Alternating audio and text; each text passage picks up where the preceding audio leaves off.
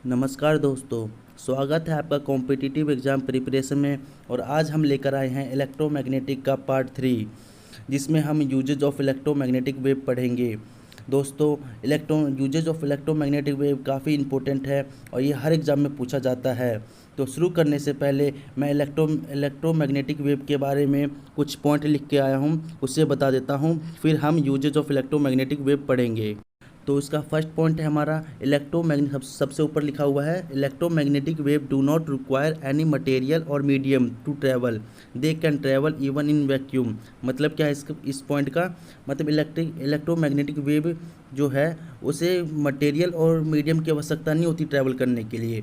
ये हमारा वैक्यूम में भी ट्रैवल कर सकता है। वैक्यूम मतलब जहाँ हवा नहीं होती वहाँ पर भी ट्रैवल कर सकता है। इसे एयर पार्टिकल्स की ज़रूरत नहीं होती ट्रैवल करने के लिए, ये हमारा वैक्यूम में भी ट्रैवल कर जाता है।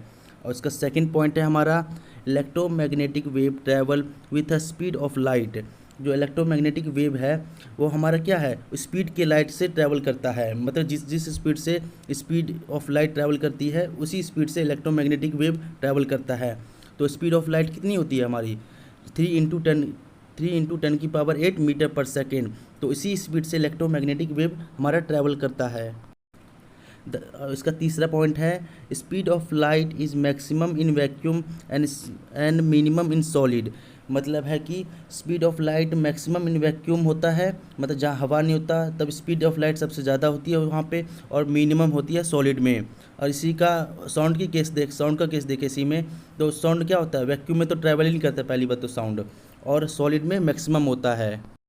तो स्टार्ट करते हैं हम अपना usage of electromagnetic wave.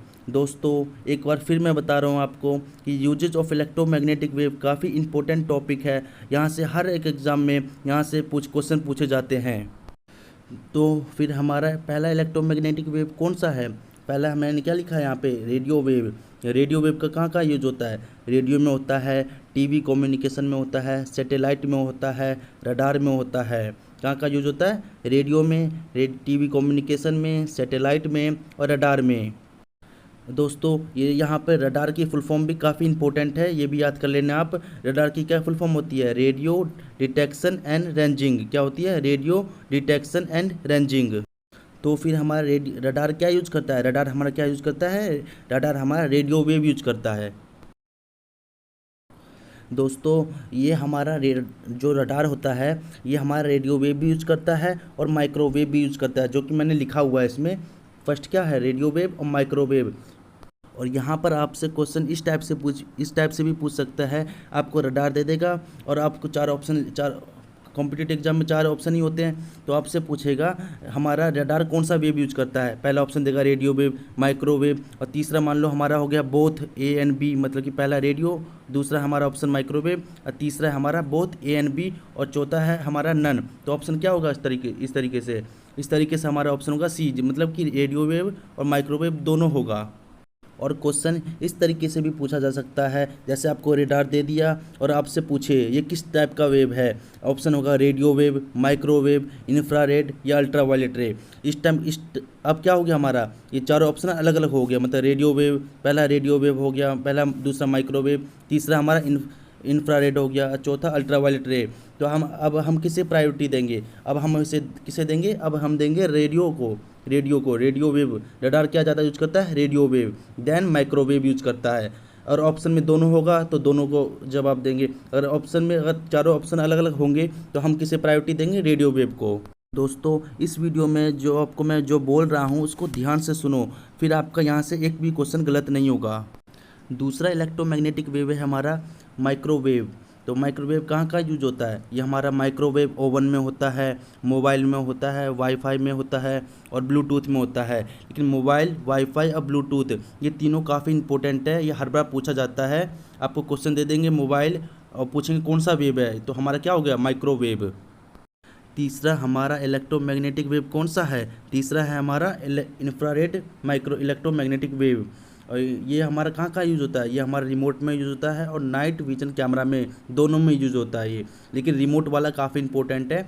Remote में क्या यूज़ होता है हमारा, इंफ्रारेड। जिस तरह से आपको मैंने रेडियो वेव में बताया था कि हमारा रडार क्या कौन कौन सा वेव यूज करता है, एक यूज करता है हमारा रेडियो वेव, दूसरा करता है माइक्रोवेव, लेकिन हम प्रायोरिटी किसे देते हैं, प्रायोरिटी देते हैं हम रेडियो वेव को। उसी तरह से रिमोट वेव भी होता है, रिमोट हमारा पहले इंफ्रारेड यूज करता है देन रेडियो वेव करता है, लेकिन हम प्रायोरिटी किसे देंगे, हम देंगे इंफ्रारेड को। जिस तरह से क्वेश्चन मैं रेडियो वेव में पूछा जाएगा उसी तरह से रिमोट वेव भी पूछा जा सकता है। तो फिर इसे आपको ध्यान रखना, रिमोट और रेडियो वेव दोनों, रिमोट और रडार को दोनों को ध्यान रखना। तीसरा है हमारा विजिबल लाइट। विजिबल लाइट का यूज कहाँ कहाँ होता है, विजिबल लाइट होता है हमारा लेज़र में होता है और लाईफाई में होता है। कहाँ पर, लेज़र एंड लाईफाई में। यहाँ आपको ध्यान रखना, यहाँ पर लाईफाई है, वाईफाई नहीं है। पांचवा है हमारा ultraviolet rays. Ultraviolet rays कहाँ कहाँ यूज होता है, हम ये हमारा पहले होता है वाटर प्यूरिफिकेशन में, और दूसरा होता है to distinguish between the original and fake document. कहाँ कहाँ, water purification and to distinguish between the original and fake document में। तो फिर इसको ध्यान रखना, अल्ट्रा वायलेट कहाँ कहाँ यूज होता है, वाटर प्यूरिफिकेशन में और to distinguish between the original and fake document में। और छठा है हमारा एक्सरे।